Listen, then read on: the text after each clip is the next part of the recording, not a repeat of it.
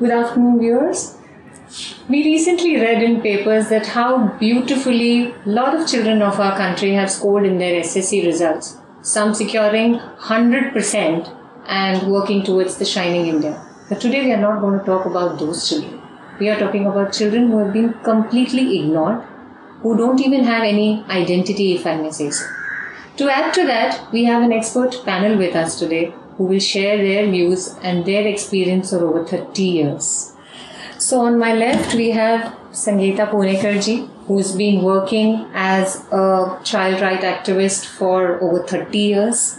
Then we have Santosh Shinde ji, who is the member of a State Commission for Protection of Child Rights and has been working for years and years and has worked with many children. And then we have Karishma Gupta with us, who is the program head at ActionAid India. So Sangeeta ji, tell us, with your experience, 30 years in this industry, do you think we've moved somewhere in helping these children, those who don't even have identity? Am I correct that they don't have an identity? Yeah, it's true that children don't have an identity, and a couple of years back when I started work, many of the children were named not known. So their names were not known. And for years they would stay in homes with a name which is not known. So that's where we operate from. The children who are pushed into sex slavery. Is there any improvement, Santoshi, in your opinion? Have we managed to save some children, or the increasing number is so huge that there is nothing that we are able to do? मैं थोड़ा सा अलग से इसको देखूंगा, क्योंकि ये सारे प्रक्रिया में जब हम देखते हैं तो अर्बन बेस्ड जो प्रोसेस चल रही थी इसके पहले, अभी वो अर्बन बेस्ड प्रोसेस नहीं रही है स्लेवरी की. अभी वो पूरा यानी पिकअप पॉइंट्स और सारी चीज़ें जो है वो अर्बन बेस्ड में अलग तरह से दिखाई देते हैं, बट रूरल एरिया में इसका काफ़ी बड़ा इम्पैक्ट दिखाई दे रहा है. जहाँ तक कि हमने ये भी अनुभव किया कि जब भी ड्रॉट्स हुए हैं महाराष्ट्र में, तो काफ़ी बड़े पैमाने पे लड़कियाँ इस क्षेत्र में आने की शुरुआत हुई है. तो ये दिखाई देता है कि शहरों में उसका फॉर्म बदल चुका है और ग्रामीण इलाकों में. जब आप कहते हैं फॉर्म बदल चुका है, मतलब यानी पहले अगर हम देखते तो काफी सारे रेड लाइट एरियाज थे जी. हाँ, अभी आपको रेड लाइट एरियाज कम होते हुए दिखाई देते हैं, लेकिन काफी सारे अलग अलग फॉर्म की तरह.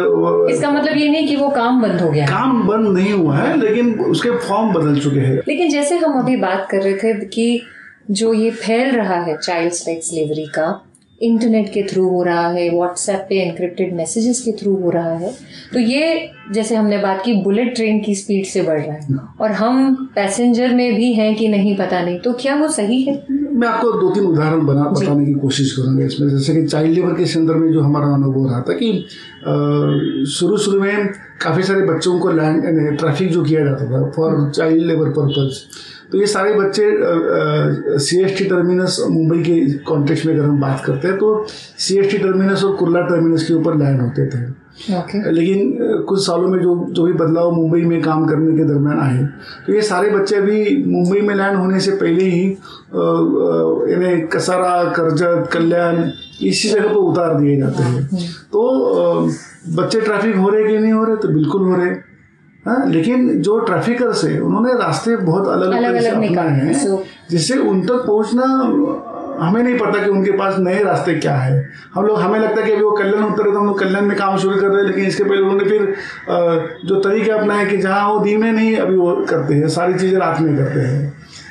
और सिस्टम हमारी रात में काम नहीं करती है, हमारे सारे लोग काम करते हैं 9 से 5. So one thing possibly here is, which we have read, that they lure them for a job in a bigger city. Absolutely. So there is no way they can be tracked, that such agents who are offering jobs and they are committing to parents that you will be sent salary and your child will be working in a company, or teenagers, because mostly it's teenager girls who are being forced into it. So there's no way this can be tracked. काफ़ी सारी लड़कियों के बारे में जब उनको rescue किया जाता है तो उनको लेने के लिए या उनको छुड़ाने के लिए जो पूरी टीम काम करती है, वो सारे जो दलाल होते हैं, जो उनकी उनको बेचने वाले जो लोग हैं, ये सारी टीम उसके लिए काम करती है और ये बड़ी टीम काफी ऑर्गेनाइज तरीके से सारा काम करती रहती है।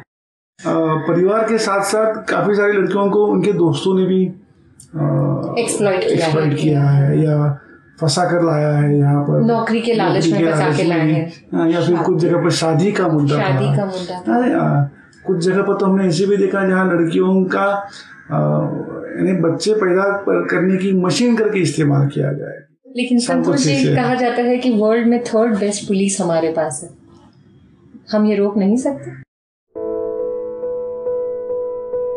कहने के लिए अच्छी बात है, कहने के लिए अच्छी बात है, लेकिन पुलिस को बहुत काम करना पड़ता है। पुलिस को लेके आई थिंक उनका मैक्सिमम 365 डेज में से समय वीआईपी सिक्योरिटी और जो त्योहारों को सिक्योरिटी देना पड़ता है, इन दोनों चीजों में जो समय जाता है, that time no police is available for escorting children and things like that.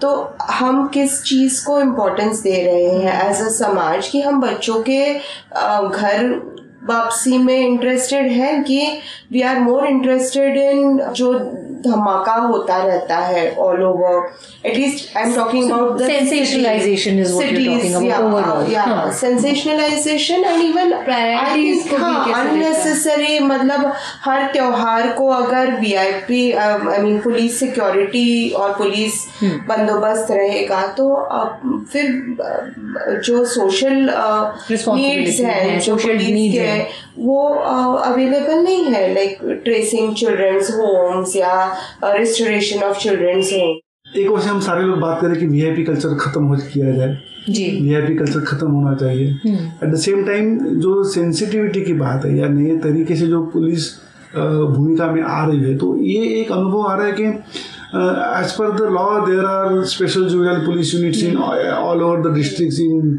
All over the India. सारे डिस्ट्रिक्ट में स्पेशल जुवेनाइल पुलिस यूनिट तैयार किए गए हैं। हर एक पुलिस स्टेशन में चाइल्ड वेलफेयर पुलिस ऑफिसर्स होना चाहिए। टेक्निकली आज के दिन में वो सारे लोग हैं। तो सिस्टम, पुलिस सिस्टम भी बदलने का प्रयास कर रही है, दिखाई देता है, लेकिन इसमें जो बदलाव जिस स्पीड से होना चाहिए वो नहीं है, और वो नहीं होने की वजह से फिर हमें लगता है कि उनके पास वो एडिशनल जिम्मा दिया जाता है। यानी हमारे पास पेपर पे है कि हर पुलिस स्टेशन में होना चाहिए, लेकिन लोग भी है, लेकिन उस एक व्यक्ति के पीछे आप और भी काम जब उसको देते हैं तो डेली उसका जो रिकॉग्निशन मिलना चाहिए उस प्रोसेस का, वो नहीं होने की वजह से फिर वो एक अकेला बंदा कुछ नहीं कर पाता है। करिश्मा मेंशन द वर्ड प्रायोरिटी। अब हमें सुनाई आ रहा है कि हम गौ रक्षा करेंगे और हम सारी का हमारी जितनी भी गऊ है हमारी कंट्री में उनको हम आधार कार्ड देंगे। And we started the conversation with that these children do not have names. So do you think we don't have our priorities right? अगर गवर्नमेंट ऑफ इंडिया के पास 1000 रुपए है तो उसमें से सिर्फ 30 पैसे बच्चों के ऊपर खर्च होते हैं। मैं 100 रुपए इसलिए नहीं बोलना चाहूंगा क्योंकि मुझे 3 पैसे बोलने में शर्म आती है। तो 1000 रुपए में से सिर्फ 30 पैसे आज के दिन बच्चों के संदर्भ में खर्च किए जाते हैं। ये वास्तविकता है। तो हमको ये समझना पड़ेगा कि हमारे प्रायोरिटीज क्या है। जब आप किसी ऐसे रेस्क्यू मिशन पे जाते हैं या कभी आपको ऐसा कॉल आता है तो सबसे बड़ी अड़चन कहाँ आती है? उन बच्चों को मनाने में कि आप उनकी मदद करने हैं, क्योंकि वो तो डरे हुए हैं, उन्हें पता नहीं कौन सही कौन गलत। पुलिस तक पहुँचने में, उन्हें वापस घर पहुँचाने में, या उनकी काउंसलिंग करने में? तो सबसे पहला मुद्दा जो आता है, चाहे विजिबल बच्चों के संदर्भ में आप बात करो या इनविजिबल चाइल्ड लेबर के संदर्भ में बात करो, तो पुलिस के साथ काफ़ी सारा नोकझोंक होती है, क्योंकि पुलिस ये मानने को तैयार नहीं होती है। और अभी जो नया कानून 2016 में आने के बाद थोड़ा सा और कन्फ्यूजन बढ़ गया है सभी लोगों का कि 14 साल के अंदर के बच्चों को बच्चे काम कर सकते हैं, नहीं कर सकते, 16 से 18 के बच्चे काम कर सकते हैं, नहीं कर सकते। इसको लेकर हमारे जैसे जो चाइल्ड राइट्स के क्षेत्र में काम करने वाले लोग हैं वो हम बहुत स्पष्ट है। हमारे देश में जो कानून है उसमें स्पष्ट बताया गया है कि बिलो द एज ऑफ 18 अगर बच्चा हम मानते हैं तो as per the juvenile justice care and protection act का जो सेक्शन 75 है और सेक्शन 79 है, ये बहुत स्पष्ट बताता है कि बिलो द एज ऑफ 18 बच्चे काम नहीं कर सकते। पुलिस मदद भी करती है, तो जब बच्चों को रेस्क्यू किया जाता है तो उनको रेस्क्यू करने के बाद कहाँ रखा जाए वहाँ पर दिक्कत है कि इतनी जगह है। चिल्ड्रंस होम्स आज के दिन में अवेलेबल है, लेकिन वहाँ की स्थिति को अगर हम समझने की कोशिश करते हैं तो कोई भी बच्चे को ऐसी जगह पर रखने के लिए काफ़ी दिक्कतें आती है। तीसरा जो पार्ट हमें दिखाई देता है कि जो 3 पीस को लेकर हम बात करते हैं, इसमें जो प्रोसिक्यूशन का मुद्दा है, पुलिस को पता नहीं होता है कि हम मालिक के खिलाफ किस तरह के केसेस फाइल करें, और ऐसे केसेस में हमारे पब्लिक प्रोसिक्यूटर्स को पता नहीं होता है तो हम कैसे लड़े। मैं उसी पॉइंट पे आना चाहती थी कि कन्विक्शन 25% भी नहीं है, इवन इफ अरेस्ट है। यू नो बहुत पॉलिटिकल विल बच्चों को चुराने का नहीं है, बच्चों को इसमें डालने का है। And you know child labour को लेके you know in Mumbai itself if you see where they are most permanently employed, जो एरियाज है उसमें काफी political interest is there, vested interest is there, and police also will be very scared to enter those areas. कई बार police वाले भी चाहते हैं कि वो हेल्प करें, पर जब तक ऊपर से उनको उनके सुपीरियर नहीं आता है, वो संदेश नहीं आता है कि प्लीज रेस्क्यू करो, बहुत मुश्किल है रेस्क्यू करना। और जैसे हम जानते हैं कि जो वेस्टेड इंटरेस्ट वाले लोग हैं, जो ये सारी चीज़ें चला रहे हैं, अनधिकृत और इलीगल और whatever you call it, these people are also you know going to train the children to talk in a particular way कि अगर तुमको छुड़ाएंगे तो तुम्हारी जिंदगी वहाँ पे इट विल बी वर्स। और फिर जैसे संतोष ने कहा, जो होम्स है, निवासी संस्थाएं हैं बच्चों के लिए, maybe sometimes they are proved right कि life is worse in these homes, it is more. Why is it worse in these homes? Maharashtra में जितने भी सारे होम्स है उनकी संख्या जो है, अगर हम देखते हैं तो सच में इनकी ज़रूरत है कि ये सवाल है सबसे बड़ा। और जितने भी सारे होम्स है, इसमें से सिर्फ 48 होम्स जो है वो गवर्नमेंट रन है, बाकी सारे NGO रन है जी। तो सरकार यही कहती है कि आपकी संस्थाएं ये सारा काम ठीक से नहीं कर रही है। और NGO रन होम की स्थिति अगर हम देखने का प्रयास करते हैं तो जितने भी आज तक पढ़ाई हुई, जितने भी आज तक रिसर्च हुए हैं, तो सारे होम्स इस तरह से रन करते हैं कि जहाँ उनका मकसद बच्चों के हित में काम करना है ही नहीं। तो हम मजाक में ऐसे कहते हैं कि it is rehabilitation of political workers. तो किसी MLA या किसी MP को अगर अपने कार्यकर्ताओं का रिहेबिलिटेशन करना है तो उसको बोलता है कि चल 1-2 होम्स शुरू कर। ये स्थिति है। और जो गवर्नमेंट रन होम्स हैं वहाँ पर लोग हैं, लेकिन वहाँ पर वापस वही स्थिति है कि वहाँ पर भी इसी तरह से है, व्यवस्था नहीं है पूरी तरह से। तो हम बुलेट ट्रेन कब पकड़ेंगे? नहीं, क्योंकि हमारी कन्वर्सेशन से तो हम ये कंक्लूड कर पा रहे हैं कि पुलिस चाहकर भी हेल्प नहीं कर पा रही है शायद। हमारे CWC होम्स वेल इक्विप्ड नहीं है।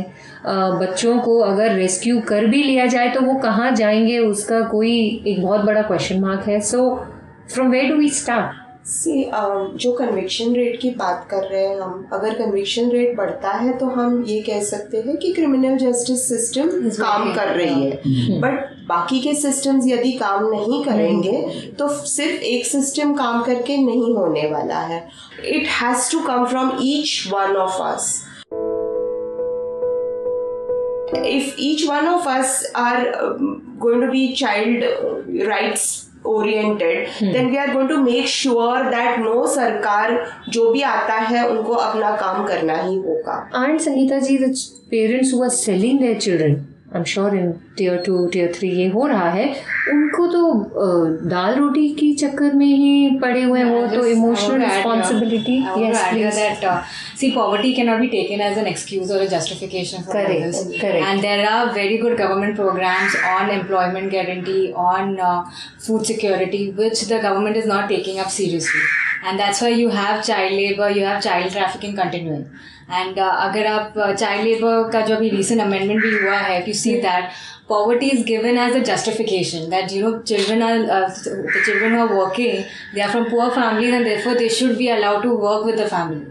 The government is responsible for people living in poverty, how to uplift them, and we should be the one pushing the government and changing our mindset that the problem is with us is that we are not out of our comfort zone. We are not out of our middle class mentality कि अरे ये तो बाहर का problem हो रहा है, ये मेरे साथ नहीं हो रहा, तो ये मेरा problem नहीं है. This is everybody's problem.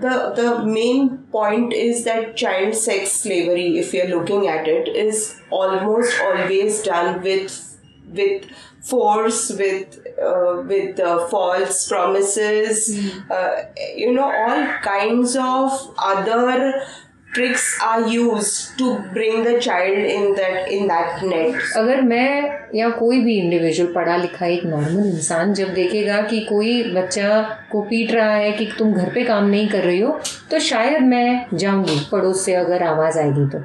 लेकिन ये जो सेक्स स्लेवरी है, इससे हम शरीफ लोग बहुत दूर रहने की कोशिश करते हैं.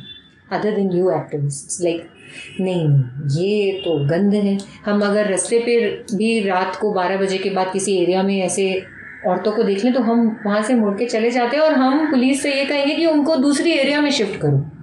क्या करना है वो तुम्हारी मर्जी, हमारी एरिया में नहीं. क्योंकि यहाँ इंडिविजुअल्स बहुत पीछे हट जाते हैं.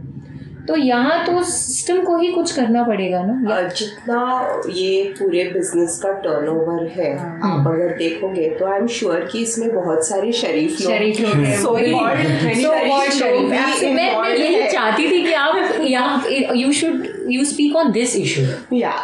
So the consumers are definitely the so-called sharif people, professionals, जो अपने आप को मतलब अपनी टोपी चेंज करते हैं. बिल्कुल.